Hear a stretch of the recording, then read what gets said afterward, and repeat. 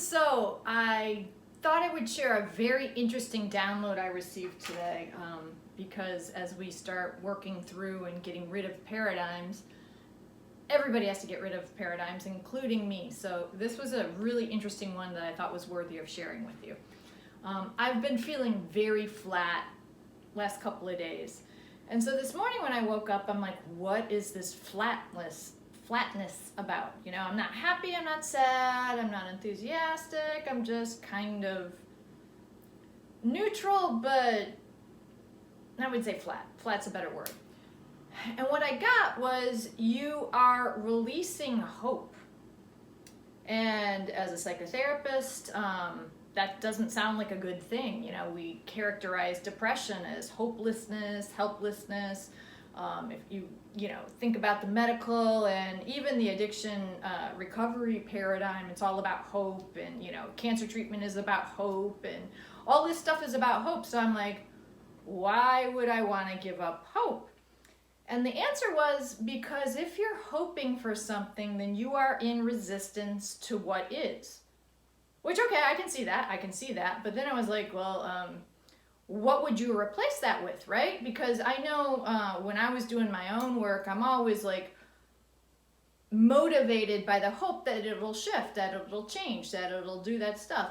And the answer I got was, if you can change the situation, then a much more aligned position to take would be focus, determination, motivation. You've already resolved the issue that this is something that can be changed, and you're moving forward with the action part, which is one step further down the road. Hoping, you're not really doing anything, you're just kind of hoping things will shift, but there's no action in the word hoping, other than you are looking forward to a feeling state when things are better. If you can't change the paradigm, then acceptance, allowance, or neutrality is a much more aligned situation. I thought that was really interesting, and I can see that, and I was like, this is a hard one to let go of in my world as a psychotherapist, because the paradigm and the morphic field around this idea of having hope and instilling hope in people is so huge. And so I said, oh my God, have I been like screwing people up for many, many years? And the answer was no. In the third dimension, hope allows people to kind of feel up into the fifth dimensional template and start bringing that down. The problem is, because it's charged with a positive or negative feeling, it creates a filter. So the bandwidth of it manifesting is much narrower than if there was, say, faith.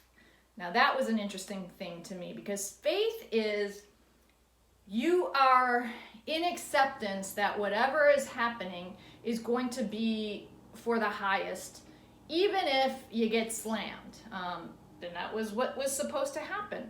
So this whole thing, I've been, ruminating around it and milling around it in my head, because, man, this is a huge paradigm for me personally to get rid of.